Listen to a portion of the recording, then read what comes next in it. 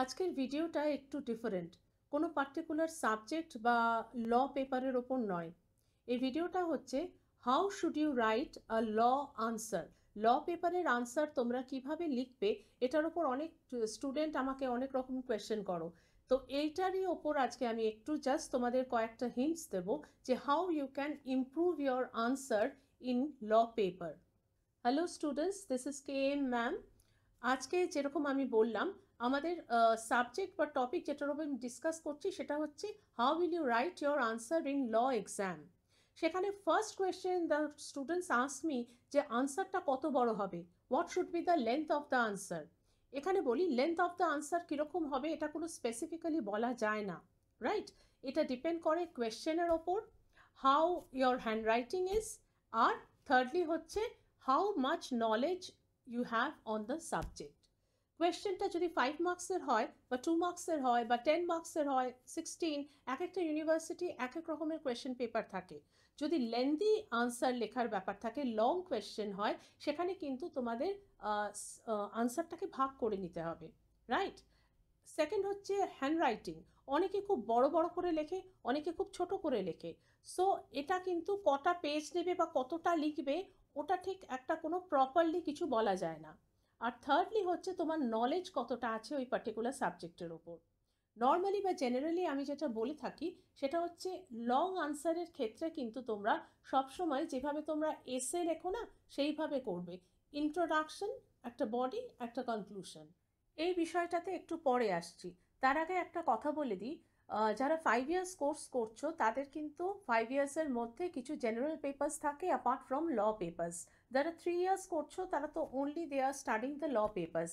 কিন্তু 5 ইয়ার্সে যাদের জেনারেল পেপার থাকে, ইউ মাস্ট বি কেয়ারফুল বা you must understand one point, যে জেনারেল পেপার্সগুলোকে কিন্তু তোমরা কখনোই নেগলেক্ট করবে না। General papers, whether it is English, sociology, political science, normally যেগুলো থেকে থাকে, অথবা if you are doing BBA or BSc, whatever it is, general পেপার্সে যদি তোমাদের নাম্বার কম থাকে সেখানে কিন্তু তোমাদের গ্র্যান্ড টোটাল যেটা থাকবে সেটা কিন্তু কমে যাবে। So always try to do good. at least you should not get average marks, you should try to do good so that তোমাদের যে গ্র্যান্ড টোটালটা সেটা যেন পার্সেন্টেজটা বেশি থাকে। কারণ এটা মনে রাখবে, if you go for higher studies সেখানে কিন্তু percentage of marks, whatever grade you are getting, that is very important. সেখানে যদি তোমাদের জেনারেল পেপার্সগুলো খারাপ হয় আর you are getting just a average marks, সেটা কিন্তু টোটালটাকে কখনোই ইনক্রিজ করতে হেল্প করবে না। এবার আসছি কি ধরনের কোয়েশ্চেন হয়। কি ধরনের কোয়েশ্চেন মানে আমি এটাই বলছি, কিছু কিছু কোয়েশ্চেন থাকে ইনডাইরেক্ট, কিছু কোয়েশ্চেন থাকে ইটস ডাইরেক্ট। সেখানে যদি direct, indirect, whatever the question is, if it is like it is based on statutory law, অর্থাৎ কোনো অ্যাক্টের ওপর বা সাবজেক্টটা কোনো অ্যাক্ট আছে বা স্ট্যাটিউট আছে, সেখান থেকে তুমি সেটা তোমাকে রেফার করতে হচ্ছে বা তারই এক্সাম হচ্ছে, সেক্ষেত্রে কিন্তু প্রভিশন ইজ ভেরি ইম্পর্টেন্ট। প্রভিশনটা অর্থাৎ সেকশনের নাম্বারটা কিন্তু তোমাকে দিতে হবে, section or article in case of constitution. সেটা যদি তুমি ভুলে যাও সেই ক্ষেত্রে কিন্তু it is very important that you don't write the wrong provision or wrong article or section, right. প্রভিশনটা কখনোই ভুল লিখবে না। যদি সেটা মনে না থাকে তাহলে কি করবে, তুমি তখন সেই চ্যাপ্টারটা বা সেই হেডিংটা বা সেই সেকশন আর্টিকেলটা নিজের ভাষাতে লিখে দেবে, but never write a wrong provision, ঠিক আছে। This is the first point. If the question is of 2 or 5 marks, অর্থাৎ ডাইরেক্ট এরকম কোয়েশ্চেন থাকলে সেখানে কিন্তু আনসারটা তোমরা জাস্ট লিখে দেবে যেটা প্রপার এবং যেটা ঠিক, ঠিক আছে। 5 মার্কসের ক্ষেত্রে কিন্তু দরকার হলে একটা line relevant or which is related to the topic সেটা কিন্তু বলতে পারো। আর মনে রাখবে, ইফ ইট ইজ নেসেসারি, আমার মনে হয় প্রত্যেকটা আনসারের সাথে যদি তোমরা দেখো it is related to some particular case or something, তাহলে সেই কেসটার সাইটেশনটা অবশ্যই দেওয়ার চেষ্টা করবে। It goes for long answers also.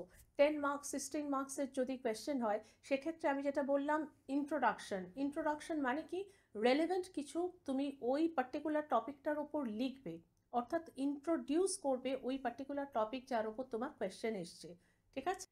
সেই আনসারটা কোন প্রভিশনের ওপর সেটা লিখবে, তার ফ্যাক্টসের অ্যানালিসিস দেবে, এবং কনক্লুশন অর্থাৎ শেষে কি দেবে না জাজমেন্ট, ওই পার্টিকুলার টপিকের ওপর যদি কোনো জাজমেন্ট থাকে সেইগুলো সাইট করবে। ঠিক আছে? কিন্তু লং আনসারে মনে রাখবে তোমরা whatever you are writing should also be to the point. একই জিনিস, একই প্যারাগ্রাফ, একই লাইন, ইউ ডোন্ট রিপিট। ঠিক আছে? ইট ইজ ভেরি বোরিং, আর এক্সামিনার সেটা কিন্তু ওইভাবে দেখবে না। ফর এক্সাম্পল, টটের পেপারে ধরো রেলেন্স ভার্সেস ফ্লেচার, অথবা কনস্টিটিউশনে কোনো কেশবানন্দ ভারতীস কেস, বা এমসি মেহতা কেস, যেগুলো ধরো ডাইরেক্টলি কোনো কেস লয়ের ওপর বেস করে, সেখানে কিন্তু অবভিয়াসলি আনসারের শেষে মানে কনক্লুশনে এটা তোমাকে বলতেই হবে ওই পার্টিকুলার কেসটার ফিউচার ইম্প্যাক্ট কী, ওটার ইমপ্লিমেন্টেশন হয়েছে কি হয়নি, হয়ে থাকলেও পরবর্তীকালে ওটার ওপর আর কোনো জাজমেন্ট কোনো সুপ্রিম কোর্টে বা হাইকোর্টে দেওয়া হয়েছে কিনা, এগুলো কিন্তু খেয়াল রাখবে। Question when you are answering in law papers, it should be precise and to the point.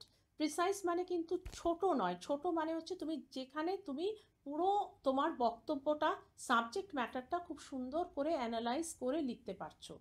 Question যদি কোনো কেস লয়ের ওপর বেস করে থাকে, তাহলে সেই কেসের ফ্যাক্টসগুলো কিন্তু তোমাদের একটু বলতে হবে। যেমন আমি বলছিলাম রেলেন ভার্সেস ফ্লেচারে ফ্যাক্টটা কী হয়েছিল এবং তার ইন্ডিয়ান ইমপ্লিমেন্টেশনটা কী ছিল, এগুলো কিন্তু কোয়েশ্চেনে বলা না থাকলেও তোমাকে বলতে হবে। অর্থাৎ ল হচ্ছে এমন একটা সাবজেক্ট যেখানে তোমাকে আগেরটা এবং পরেরটা দুটো দিকই ব্যালেন্স করে রেখে আনসারে লিখতে হবে। সেখানে মনে হতে পারে যে আমাকে তো তাহলে অনেক লিখতে হবে, অনেক নয়, টু দ্য পয়েন্ট। তুমি যদি সাইটেশনটা ঠিক মতো লিখতে পারো তাহলেও বোঝা যাবে you know the subject matter of the topic that has been asked.